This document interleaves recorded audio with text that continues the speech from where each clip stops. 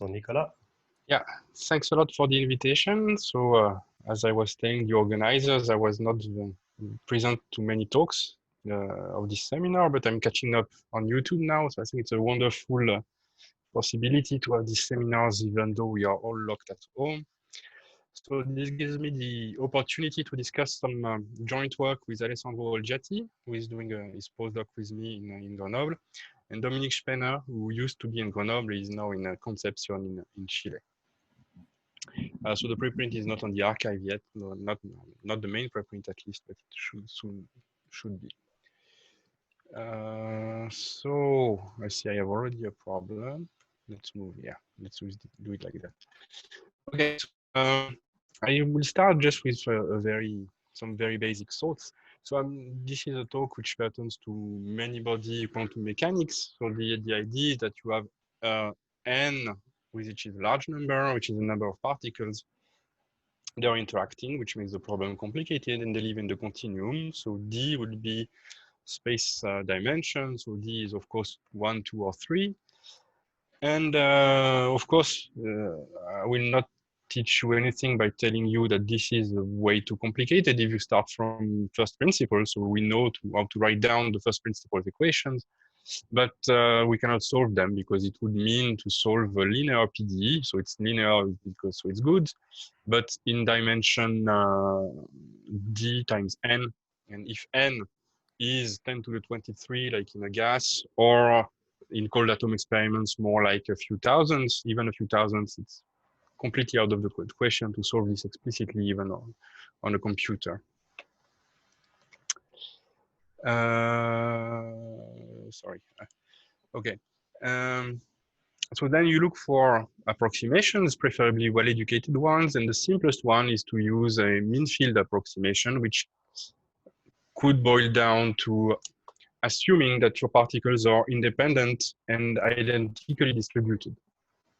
If you assume that, you reduce your problem to a single PDE, which is now nonlinear, but it lives only on RD, where D is 1, 2, 3, so that starts to be manageable, and you start to be able to put this on the computer. So I'll be today interested in bosons, so quantum particles with no Pauli principle. You can put as many as you want in a single quantum state. And for bosons, the mean field approximation is basically the same as a one-mode approximation, namely there is a single macroscopically occupied one particle wave function. And this one particle wave function gives you the probability law according to which your particles are IID. So they all independently follow the same probability law given by this one particle wave function. And I will use the usual jargon saying that this one particle wave function is an orbital. So a natural question, of course, is how do you go to beyond mean field to include correlations? Because in mean field, you are explicitly excluding correlations. And well, it's a complicated question. There's more than one answer. And one possible direction is to go to multi-configurations, which is just very natural. Mean field is you take just one orbital, at least for bosons. Multi-configuration is you take more orbitals. Maybe you start with 2. And the goal of this talk is to discuss a situation where if you want to do rigorously the large n limit of a many-body, of a particular many-body problem, you need to justify a particular instance of this approximation. So I'm not claiming at all I'm going to justify the multi-configuration method in general or prove it's more sensible than the mean field approximation in general. I just want to discuss a specific situation where you definitely have to go in this direction if you want to prove what it is that you want to prove, and which I will tell you later. So the general context is an idealized large particle number limit for bosonic particles. So it starts with this many-body Schrödinger Hamiltonian. So again, n is particle number. This acts on functions of n variables, where each variable x1, blah, blah, blah, to xn here is in RD.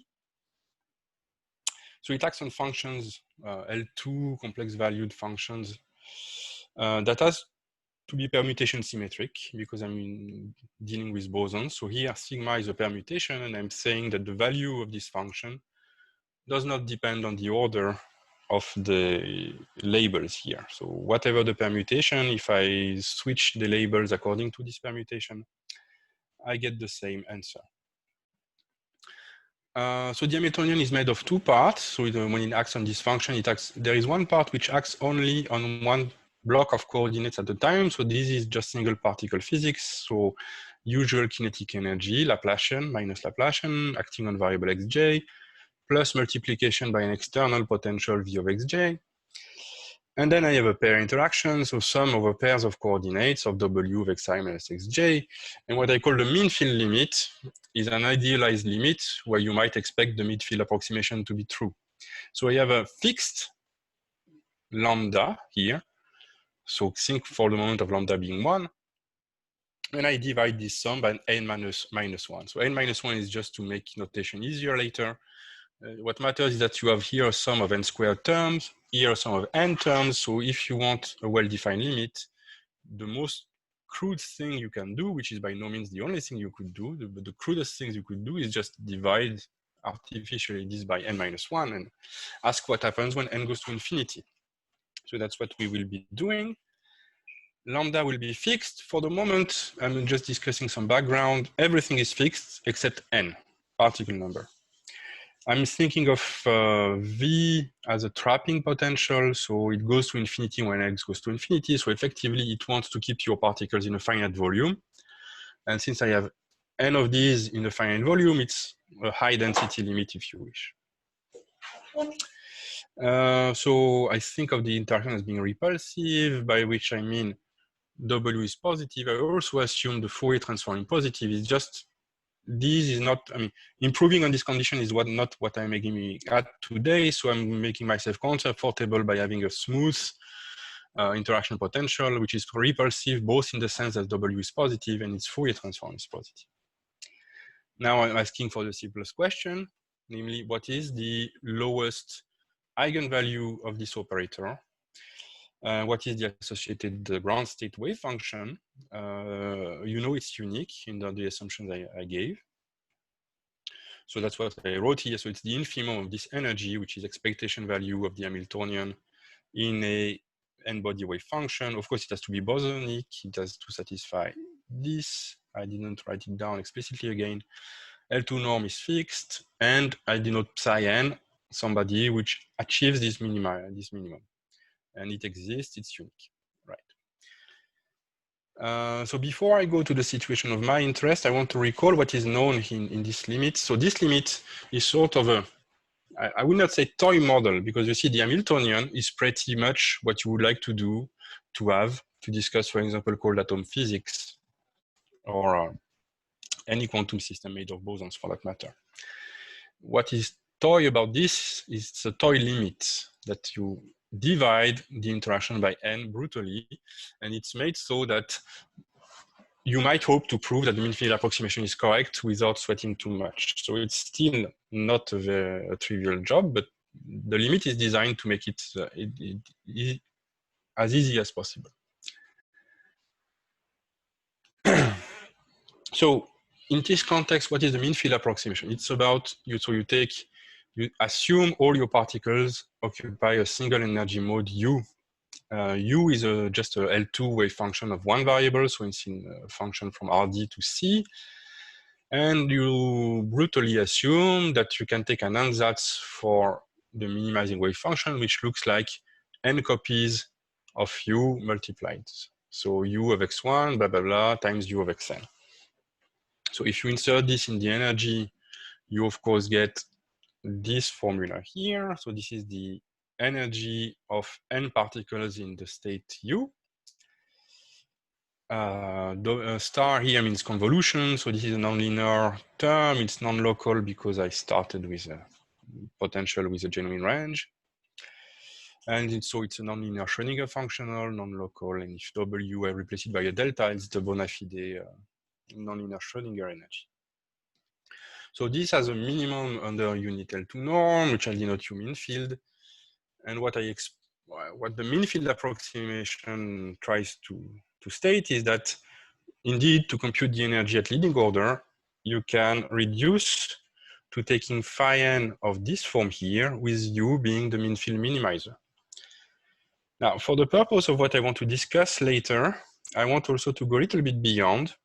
And in fact, in some sense, mean field approximation also gives you some information on the fluctuations around this IID behavior when you put all particles in the same state and have a law of large number. So my definitions will be slightly imprecise for now, but to get fluctuations, since you know the mean field energy, this functional gives you the leading order, what is natural is to expand around the minimizer. So namely, you take the Hessian of this mean field functional around the minimizer. So it just simply means you take your mean field plus a small guy here, and you expand to other deltas to other smallness squared, where delta measures the smallness. And this gives you a functional for V, so quadratic form for your V, which is how much you deviate from the mean field minimizer. Now, this you have to second quantize. If you are not familiar with this, don't be frightened, because second quantization will be explained several times during the talk.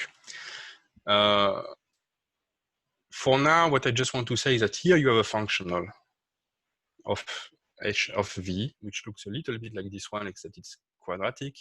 I'm just saying each time you see v of x, we replace it by psi of x, which is now an operator. And each time you see the complex conjugate of v, you replace it by psi dagger of x. And these operators, psi x and psi dagger of x, are bosonic creation annihilation operators. They create or annihilate a particle at point x. And what you need to know, basically for now, is that they are genuine operators. So namely, they do not commute. So they, annihilators commute, creators commute, but creators and annihilators commute only if you take them at different positions. That's the meaning of this delta x equal to y. So this gives you, once you have replaced formally v by these operators, this gives you an operator. This gives you this, which used to be a quadratic form for v, is now an operator, which is called the Bogoliubov Hamiltonian because it's quadratic in creation and annihilation. It acts on the bosonic Fock space, which is just the copy of all the Hilbert spaces for n bosonic particles that you put in direct sum. And it has the lowest eigenvalue, which is called E Bogoliubov, and that no longer, I mean, in the simplest model I've discussed, that no longer depends on anything except perhaps lambda, but lambda is fixed when it goes to infinity. So I realize if it's the first time you hear about Bogoliubov Hamiltonians, that is a bit short, but what the main message is, you have a mean field functional that you get by trying for an IID ansatz. This gives you a minimal energy. And somehow there is also another quantity which talks to the Hessian of this energy around the minimizer. And the theorem I want to state, which justifies the mean field approximation in the limits I have been discussing, states that if you take, so En is the true minimal energy of the n-body Hamiltonian I wrote. In the limit n to infinity, everything else being fixed, you get that this is n times the mean field energy, so the energy of n particles in the one body state U mean field, and then plus this energy Bogoliubov, which talks about the Hessian around the mean field minimizer, so it talks about the fluctuations around this, and then plus a little O of 1. And little O of 1 here is meaningful because I remind you that E Bogoliubov is just a fixed number. So there are consequences for minimizers that I don't want to state. There are consequences also, I mean, not of the theorem, but of the method of proof. There are consequences for the excitation spectrum. So you know something about eigenvalues above the lowest one of the n-body Hamiltonian. And basically that's it. That's justifying the mean field approximation at a good level of precision, because you start with a number which is of order n, and you evaluate it down to corrections which are of order little o of 1. So in this form, this is due to these people here, in this generality to Grech-Seininger, Levin, Nam, Sefati, Solovech basically at the same time and independently. And I think that's all I have to say. I mean, if you're interested in the mean field approximation in general, I used the opportunity to make a bit of a self-advertisement that a few months ago, I posted a review paper on the archive. And this review paper is under review currently. So I'm open to any comments or suggestions on the text while it can still be changed. Right, so this is the mean field approximation for bosons in the mean field limit. And what I would like to do in this talk is discuss a situation where you have to go beyond.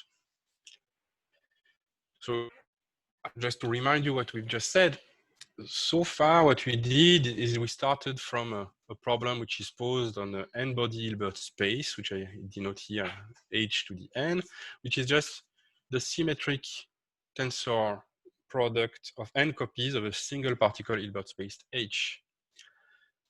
And doing a mean field approximation, at least for bosons, meant instead of considering this full variational space for the energy, I just project down the one body Hilbert space and then take n copies of it in a symmetric tensor product.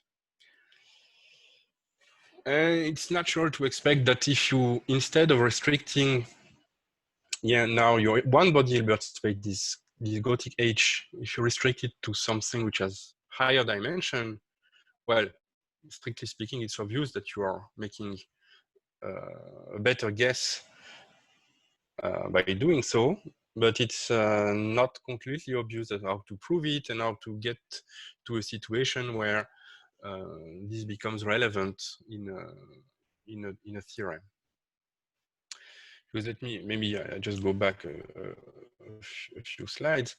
If you remember, I will always be talking of the mean field limit. I took the limit of that, and I said, essentially, as long as the interactions are repulsive, and whatever this one body potential V, and whatever the details of W, even if they are still repulsive, well, the answer in the n-body, in the n to infinity limit is always mean field approximation plus fluctuations around this that you can also get using your mean field data. So if you want, in such a simplified limit, to get something else, you have to modify the model a little bit. So that's what I will be doing next. And I think what is interesting in doing that is that in the mean field approximation, you are really throwing away all correlations.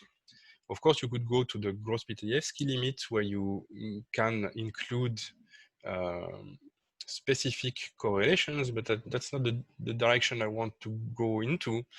Basically, what I want by including correlations is to be able to distinguish between two states which quantum mechanically are very different.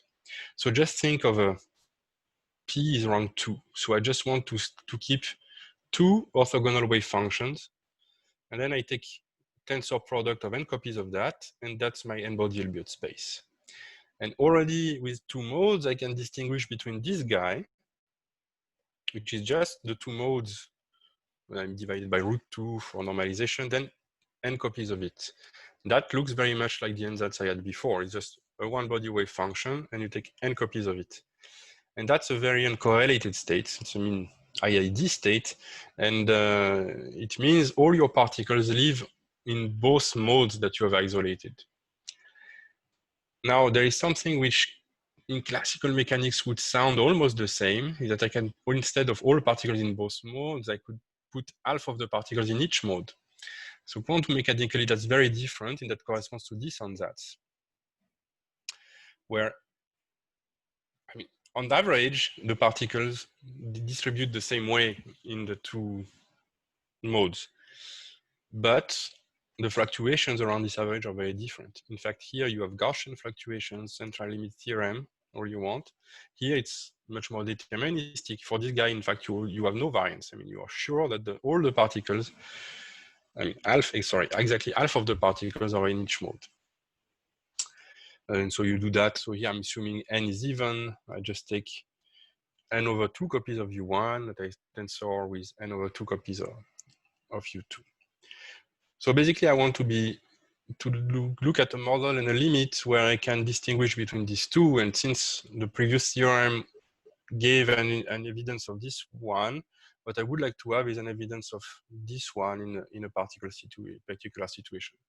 So I will not get exactly a clear signature of this one, but at least the message is that the ground state of my model will have much less fluctuations than this one, the uncorrelated one. So what is the model? I made my introduction, tried to make it a bit general to start from mean field and say then we increased, we go beyond mean field. I could also have just started from this slide and say, well, this is something people can do in cold atom physics. It's a natural question to make mathematics about it. So the situation is now I have a double well potential, which means that in fact, the previous situation, strictly speaking, the V could have had two wells also. Here, what happened is that I will have two very separate wells in that the distance between the two wells will go to infinity at the same time as n goes to infinity. So the model is the same as before, except that the V double well is like this red curve on the cartoon. I take a very simple model for it. I just think of a power law on each side. So if I continue one of the power laws, so for example, this x plus L over 2 E1, where E1 is a unit vector in some direction, I would continue this curve over here. But what I do is that I take the minimum between this and the same curve, but starting at minus L here. Here, L should be n to the alpha rather with alpha positive. So what I mean is that the limit I will take will imply that this distance between the two wells goes to infinity. And in this model, it also means that this energy barrier here in the middle also goes to infinity in the limit when n goes to infinity. So apart from that, it's exactly as before. It's just that I allow myself to have a potential which depends on n. And in such a way that, in fact, if you do it like that, you will have two low-lying energy modes, two low-lying mean field energy modes, one for each well. So I think it's very natural. So it's very natural that you will have one state located around one well and one state located around the other well. And this will make my low energy subspace. So now I should be a little bit more precise about what these modes are.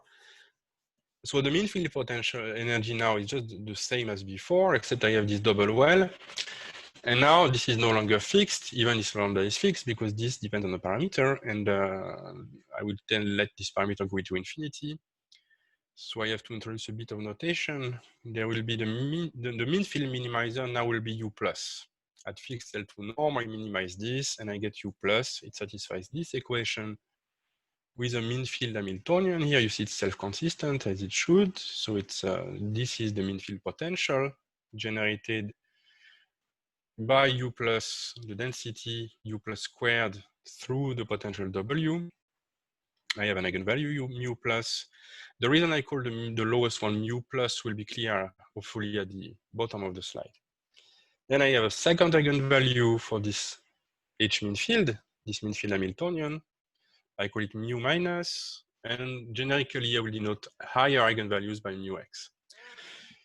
And so what I want to explain is that indeed I have two modes that are relevant, one for each well. And of course, it's an intuition that goes way, way back. So yeah, I said intuitions from semi-classical analysis. I should have said intuitions from the early days of quantum mechanics. And actually, the papers here I'm referring to are proofs of these expectations in some related contexts.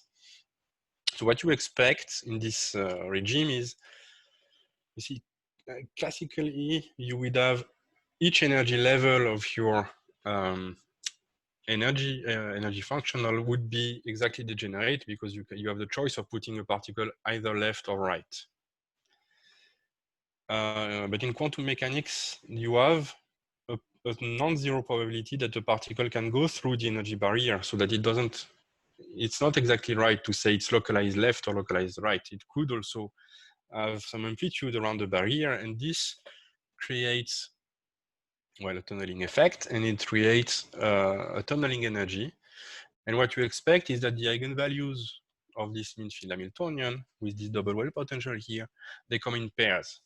It means that, so I had, remember, a left well and a right well, and I took the minimum of the two. So I can look at the energy in the left well and energy of the right well separately. They have the same energy levels because it's just the same problem translated. So what you expect is that the energy, the eigenvalues of each mean field come in pairs, which correspond to, so each pair is an energy level of the left of right well, plus or minus a tunneling energy which goes to 0 in the limit. And so the reason why these eigenfunctions are the plus and minus over there is that what you expect is that if you take one of these pairs of eigenvalues, which are just separated by a small energy gap corresponding to tunneling, the lowest one of the two looks like this symmetric superposition of one eigenfunction in the left well plus an eigenfunction in the right well, while the second eigenfunction in the pair, so the one which is exactly at one tunneling energy above, it looks like one eigenfunction in the left well minus the eigenfunction in the right well. So that's why the lowest one is called plus and the highest one is called minus. So this is this can be made rigorous to some extent, to a very large extent actually.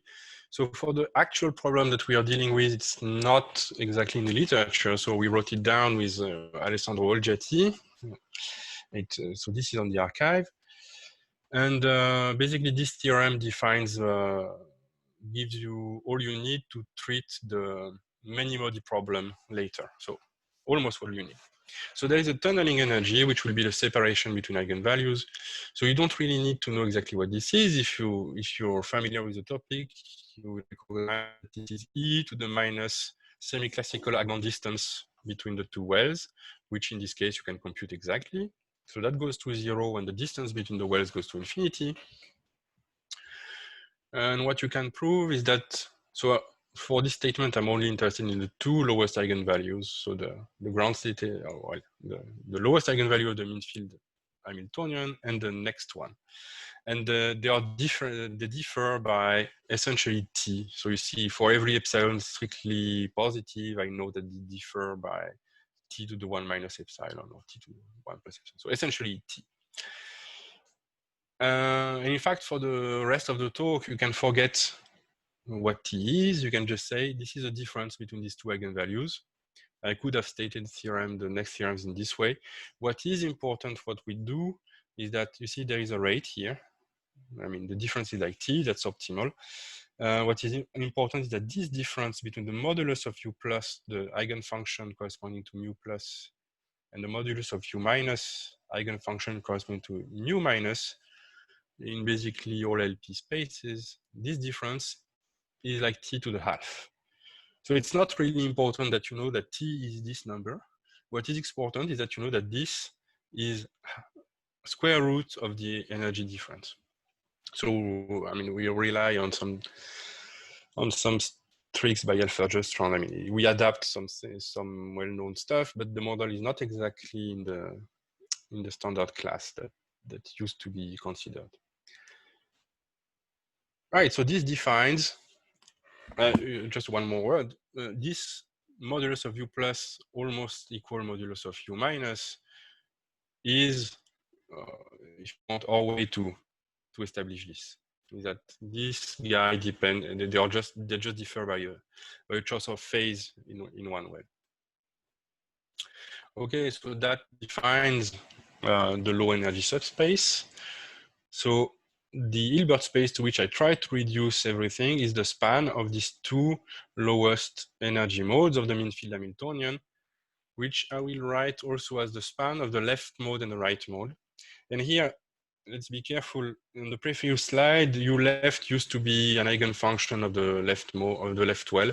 Here, I really want u left and u right to be exactly orthogonal because it makes life easier.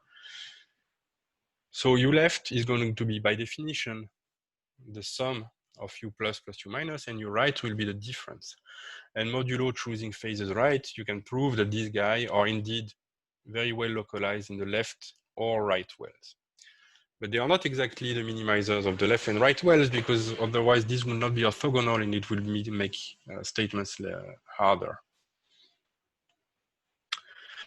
Okay, so we want to do now, back to the n-body problem. What we want to do is we have an n-body Hamiltonian, the genuine n-body Hamiltonian, and I want to project it down to this Hilbert space, this just two-dimensional Hilbert space. So I want to sandwich it between projection on this tensor n times. And that I will call the two modes Hamiltonian. And of course, it's well known that the correct way to approximate this is to use a Bose-Hubbard Hamiltonian. So this needs a little bit of cleaning up that I will not discuss. Usually this physics is discussed within the framework of this Hamiltonian, where, okay, starting from now, there will be annihilation and create annihilation or annihilators all over the place. So if you're not familiar with this, I recall some definitions, but I don't think I will have time to read them. So a dagger left, for example, just creates a particle in the module left, and a right annihilates a particle on module right. So this Bose-Hubbard Hamiltonian, which is an approximation for this H2 mode, this is tunneling. This is the tunneling energy. So this is what you gain by doing making a particle hop from left to right, which is what this means here. Destroy on the right well, create on the left well, plus complex conjugate. So that's hopping, tunneling between the two wells. And this is on-site interactions. The rationale being that if you have one particle on the left, it doesn't interact with what is on the right. It's too far away. So it just interacts locally with the particles that are on the left. So therefore, you have this A dagger L, AL, etc. And you have a coupling constant, which I wrote down here. And since I am in field regime, this scale is like 1/n. Also, I will denote the number operators in this way. I have this canonical commutation relations, the usual thing. AU, A dagger V is U scalar V. And one thing that will be convenient to observe later is that modulo an additive constant. This Bose-Hubbard Hamiltonian, you can write it this way. So the first term has not changed, it's still hopping between left and right. The second term, however, you can rewrite that you take the number of particles on the operator on left well minus number of right well and you square. So this one penalizes strongly the lack of imbalance between left and right wells. So just keep that in mind. It will be useful later. Because now the question is, I want now to take an n to infinity limit. Same time, the distance between the two wells goes to infinity. Energy barrier also goes to infinity. And the question is, what do you want to prove and what can you prove? Because you see, it's not like in the mean field scenario with one well I discussed before, in that this Hamiltonian here still depends on your parameters. So here it depends on the tunneling energy, so on the distance between the wells. And here this depends on n. So the ground state of that is not fixed. So you have to look for something relevant that you might say. And something relevant that you can say is that the ground state of this has suppressed particle fluctuations in the sense that I will discuss next. So in fact, I will directly state the main result on the full n-body problem. So I take a ground state of the n-body Hamiltonian, so just the starting point. It depends on n and depends on L, the distance between the two wells. I denote this way the expectations in this ground state. And then if n goes to infinity, with tunneling energy, so which is going to 0, which means distance between the wells going to infinity. And we also need some lower bound on the tunneling energy, but do not pay too much attention to this. Then this is, in the setting I discussed, is a very simple statement, but it helps to get started. The number of particles in the left and the right mode, so the number of particles in the low energy subspace as just defined, is almost the total number, and the error you make is just a bounded number. So you have all but a few particles in the low energy subspace. So that's not very deep in this, the model I discussed. So the main result is really what is in the box here. And this requires, at least our proof for the moment requires it, that lambda, the coupling constant, remember the full coupling constant was lambda over n. And I just demand that the lambda, which is a fixed number, does not depend on n or anything. I demand that this fixed number be smaller than a lambda 0, which is fixed. And under this additional technical assumption, what I get is this. So you see, from this, I really expect that the mean number of particles in the left mode or the right mode. I mean, the problem is invariant and there is changing left and right. So I'll just talk about the left mode now. So the mean number of particles in the left mode should be n over 2. And so what I want to know is what is the fluctuation around that. So I take the variance. So this is the variance squared of the particle number in the left mode. That's much less than n. So the statement is that it is much less than n. And this is interesting, I think, because this is a violation of the central limit theorem. If your particles could be approximated by ID1s, you would expect that this variance would be of order exactly n. Oh, sorry, this is variance squared. So the variance squared is like n. And this can be proved. In fact, you can prove it has been done first in dynamical shifting by Buchholz, Safirio, and Schlein. And there is for ground state, there is a recent paper by Radmacher and Schlein, that in the single well context I discussed before, you have a central limit theorem in the ground state. Here, what this proves is that you do not have central limit theorem, so which means that the fluctuations of the number of particles that go left and right are suppressed, and it means there are strong correlations in your ground state. Now, the way we deduce it, of course, is a variational problem. So we start with energy estimates and everything. What I want to stress is that it requires to know the energy very precisely, namely up to the order little o of 1. So why is that? Remember this box equation I asked you to take a look at. Here I have a 1 over n, because g here is of order 1 over n. This is basically the variance square I want. So I have in the energy 1 over n times the variance squared. So if I want to know that the variance squared is much less than n, I better expand the energy up to order little o of 1. And now that's the reason why in the introduction, I recalled you not only the leading order in the mean field approximation for a single well, but also the next to leading order, because the next to leading order is definitely not smaller than big O of 1. So it means that if you want to prove such a result, you need to include Bogoliubov fluctuations, Bogoliubov corrections to the energy. So these, they appear in my energy estimate. E2 little subset to 2m will be the ground state energy of the two modes Hamiltonian. So just this here, where I simply project down the many body Hamiltonian. It's important to take the two mode and not only the Bose-Hubbard, because there are many terms, and I mean, it's not so obvious to know what is little o of 1 in this term. So to be on the safe side, you just take the full two mode Hamiltonians, and then you define the Bogoliubov energy, as I will do now, slightly informally. Take, just now ignore the two well problem. Take one well, V left. It could be V right, because they're the same. Take V left. There is a mean field energy functional associated to it, as I discussed previously. Now, this one, you consider it with coupling constant, not lambda, but lambda over 2, because what you expect in the many body problem is that you have n over 2 particles in each well. So hence this reduced coupling constant. And then, as I informally discussed before, you have now you have a mean field functional, you have a mean field minimizer. You take the Hessian of the mean field functional around this mean field minimizer, and you second quantize. So now maybe I can be a little bit more precise. This gives you a Bogoliubov Hamiltonian acting on the Fock space of functions that are orthogonal to the mean field minimizer.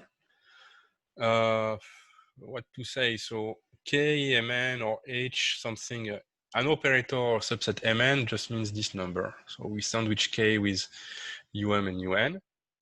These are creation and annihilation operators for modes in an eigenbasis of the Hilbert space.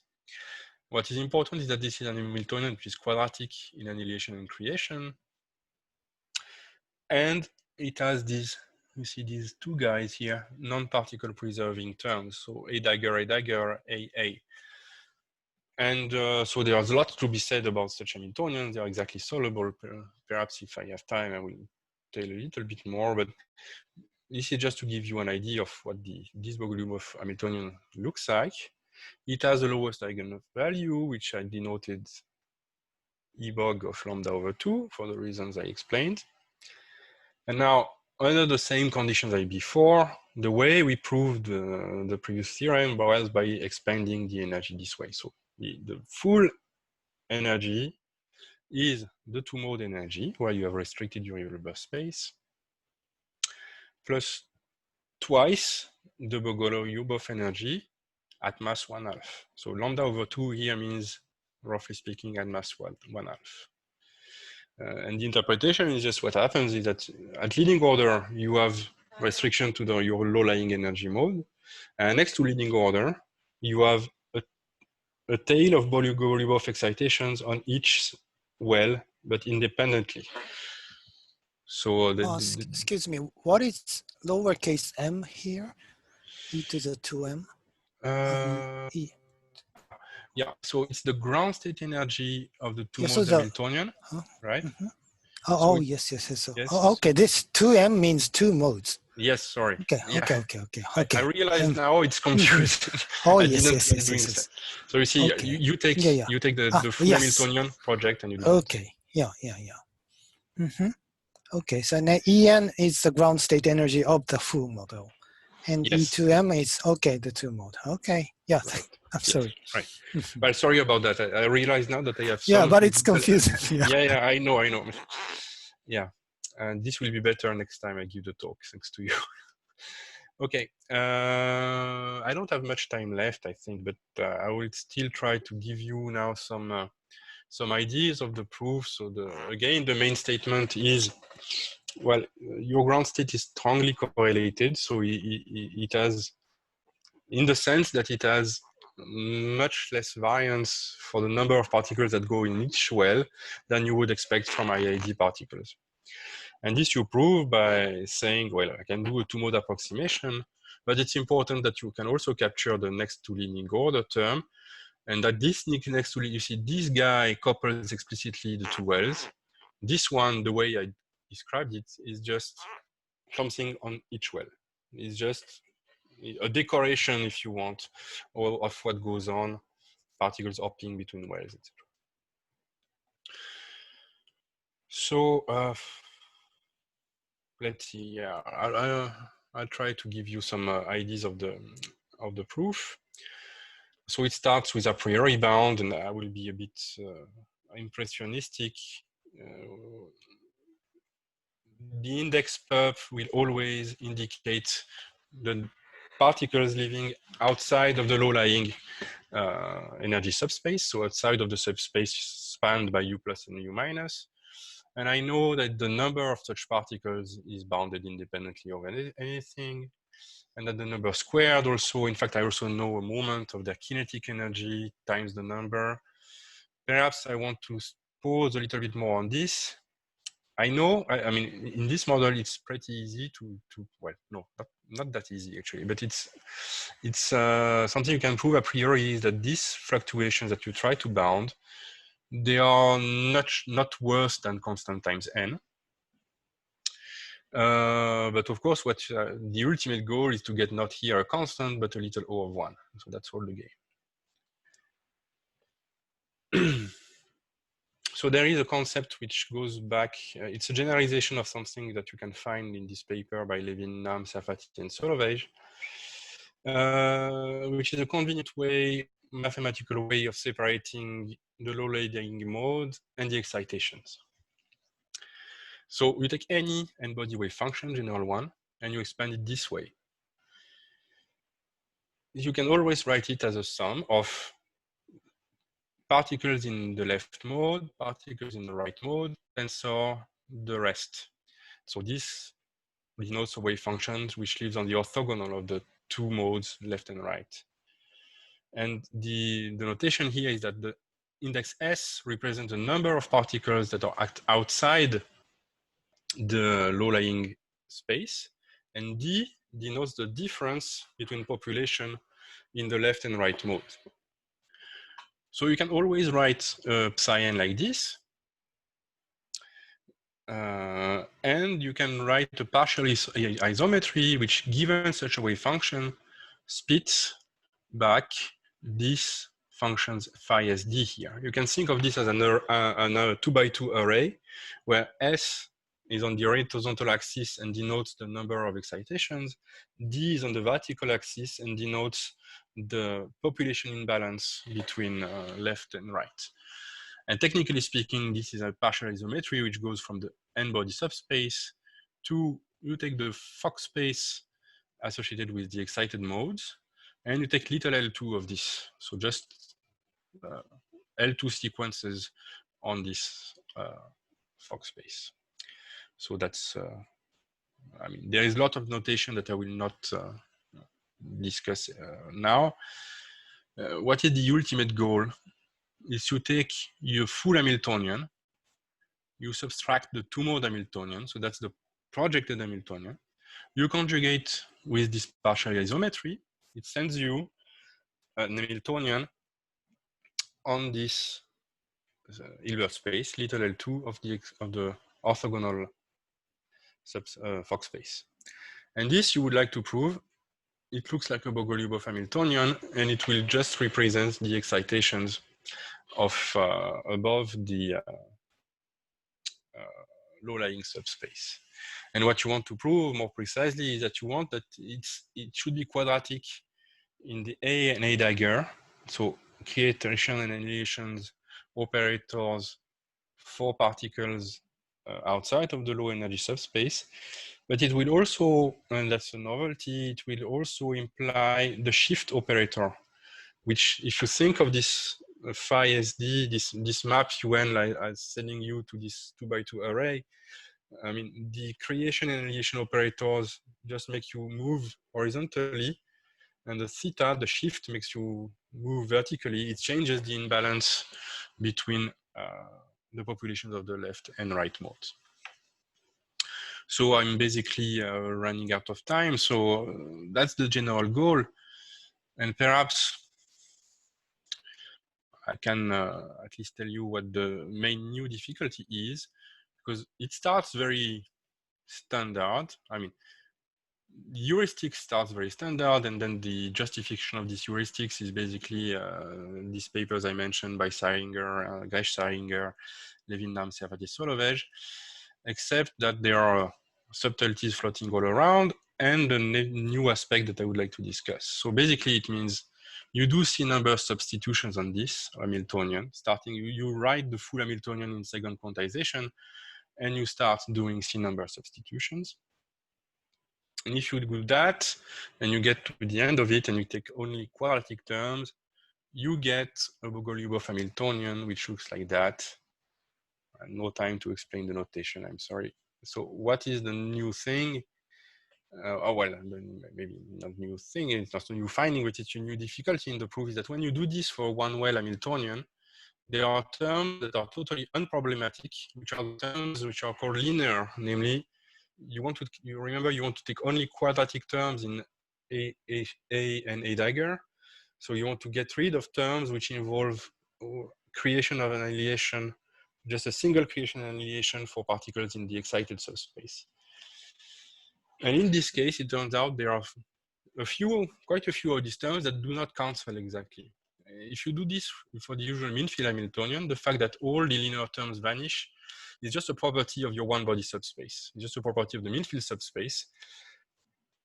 It's just that this term of the second quantization of the derivative of the mean field functional or the mean field minimizer. So of course that has to vanish. But here you have terms which in the end we managed to prove are small for small enough complete constant, but they are small for a subtle reason, because they can be small only because of the particular states in the two-body subspace. It's not just a property of the two-body subspace itself, it's a property of the state, particular state you pick in this. So I think I should wrap up now. So as you see, I had planned a bit more details, but I would be happy to answer questions. So just to summarize, what we obtained is, well, signatures of strong correlations for both the gas in a double well. Looks like a bit multi-configuration like. Also, it's I don't claim it's justifying in any way the multi-configuration method in general. And it's important, it was important for us to keep Bogoliubov fluctuations under control. That's not the end of the story, even for just for this model. The constraint that lambda be small enough is not necessary, I think. One would like to have stronger consequences of ground states. You see, what I just proved here, something that the central limit theorem is violated. Obviously, you would like to know more, but this would require a sharper energy expansions.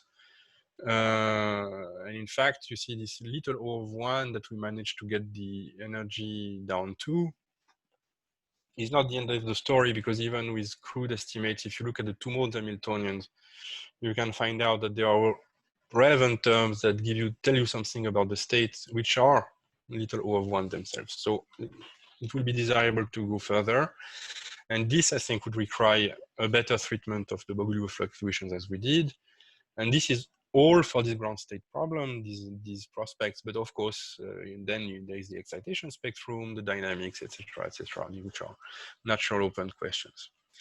And that's it. Thank you for your attention. Well, thank you very much. Very nice talk. Are there questions? May I ask? Yeah. Thing which I do not see in your prospects. It seems that it was important in your argument that your double well was symmetric. Now, if I make it slightly asymmetric, then not much happens with the eigenvalues, but the eigenfunction changed dramatically. I mean, the ground state will be sitting dominantly in the deeper well, and the first excited in the other one. So I think that that might influence your many-body situation, especially about this balance of the left and right states. Yeah. Yes, right. So the reason we didn't want to do that is that, you see, it means an extra small parameter. Because of course, if you just take the imbalance between the wells to be fixed and take n to infinity, everybody goes in the favor of well. So if you want to couple this with n to infinity, you have to take this offset between the two wells to go to 0 as well, determine exactly the scaling at which it does. But I agree, it's a natural question, but I think in the end, the answer is not very surprising, would not be very surprising given what we know for the two wells, the symmetric wells, but there is more sweat, of course. But given all that is known already on the asymmetric wells in the one-body context, I think it's just a matter of doing it with the extra difficulty that you have this careful tuning to do apart from that. Just it seems that the result is unstable in that respect. If a slight violation of the symmetry can change the picture from the many-body perspective.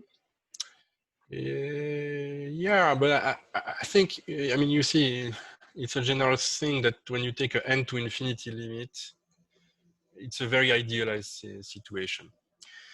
So what I can say is this, is that well, I'm not sure I want to say this actually. So you always have to scale your parameters. So I'm not saying something very revolutionary. One remark I could make is that you see the distance in this symmetric situation, the distance you take between the wells, it just has to go to 0 to get something. Sorry, to infinity. So it means that a very slight elongation of your trap, if you want, already brings you to this double well regime. So I don't think it's, I think it's only legitimate also that a very small imbalance between your two wells also gives you something different. So you have to scale everything. Okay, thank you. So in your result, you take the limit of the infinite distance. I mean, what is the precisely the limit that you take? I mean, the number of particles goes to infinity, and the distance. The claim is whatever the distance. So you see, I prefer to state it in terms of the tunneling parameter. So the tunneling parameter just goes to 0, and that's it. So if perhaps to be on the safe side, you can assume that the tunneling parameter is like n to the minus alpha, with alpha any positive number. Maybe just to be on the safe side to avoid logs, but I'm pretty positive that we can prove this for any. So anyway, t goes to 0, which means any manner of having L to infinity.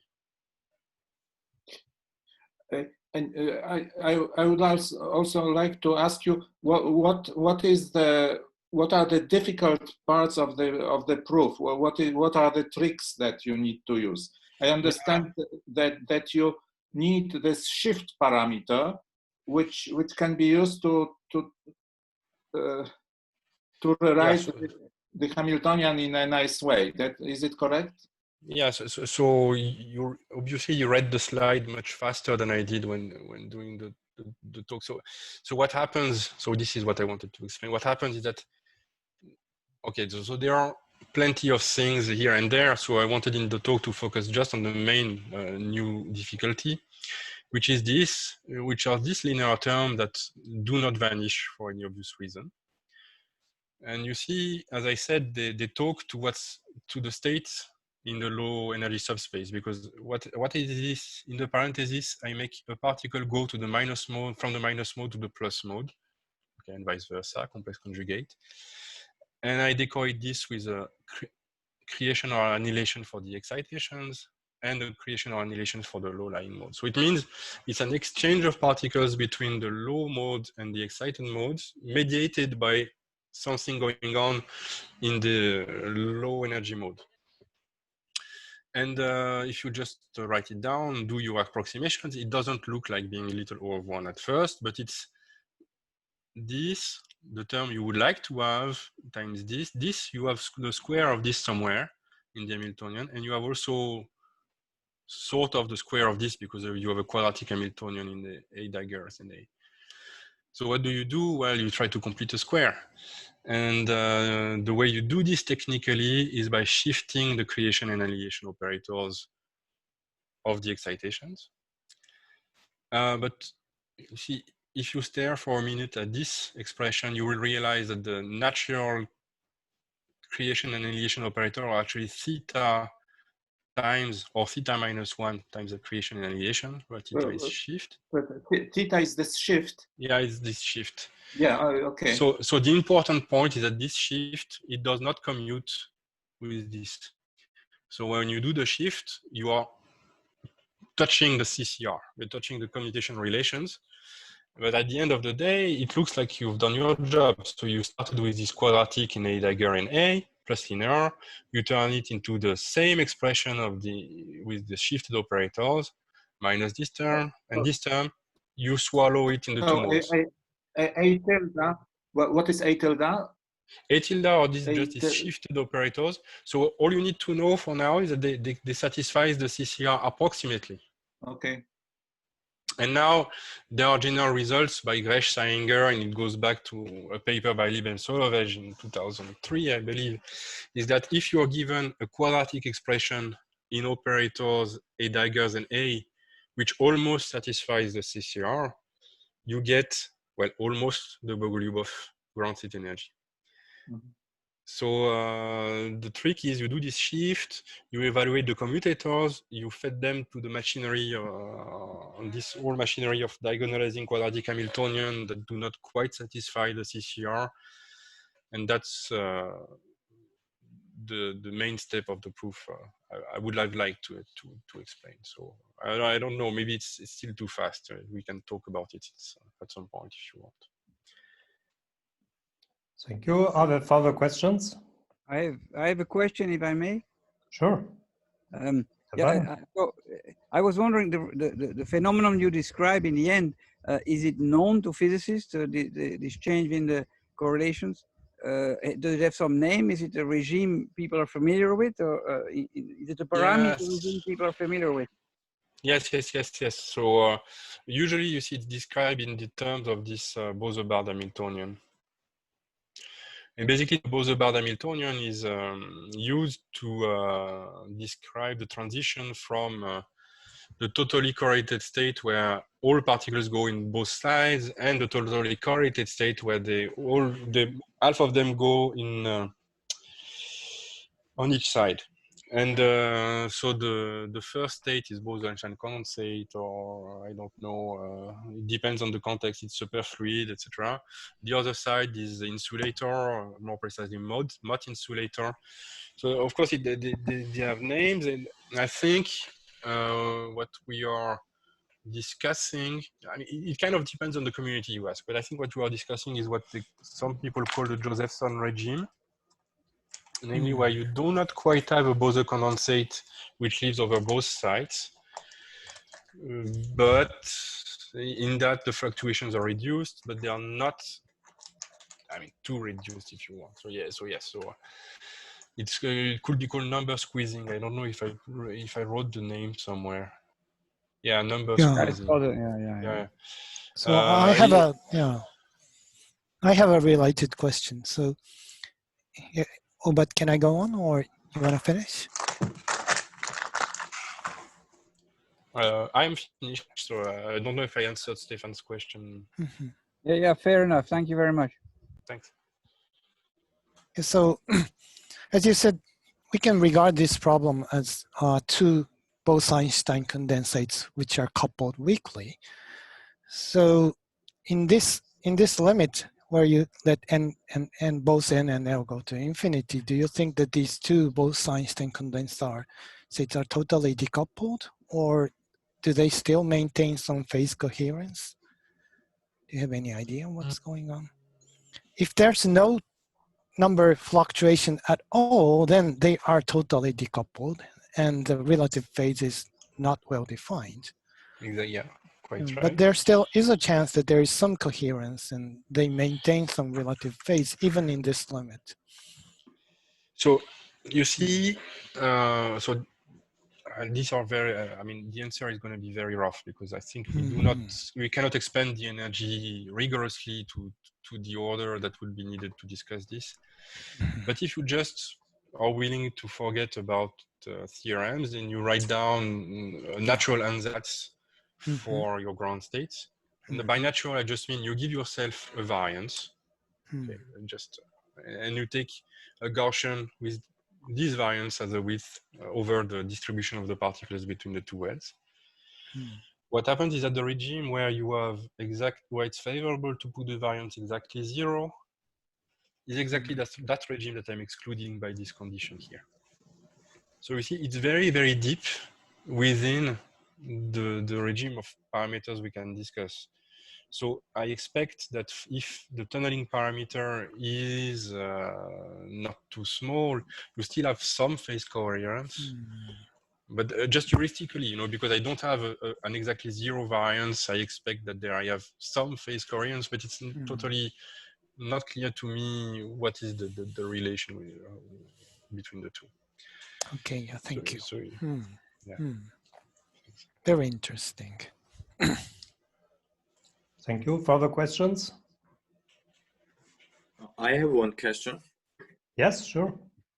For the very last slide, you talked about open questions, and for the dynamics, which kind of dynamics can you imagine or think of?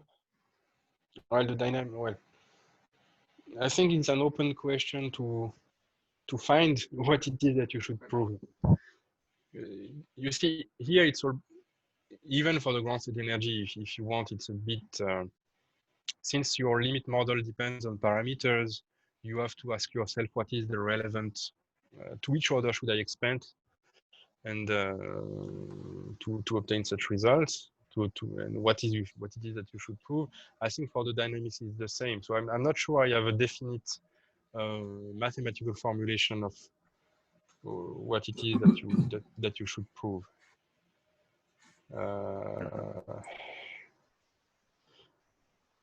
In particular, it's not clear to me what is the relevant time scale for the two modes Hamiltonian.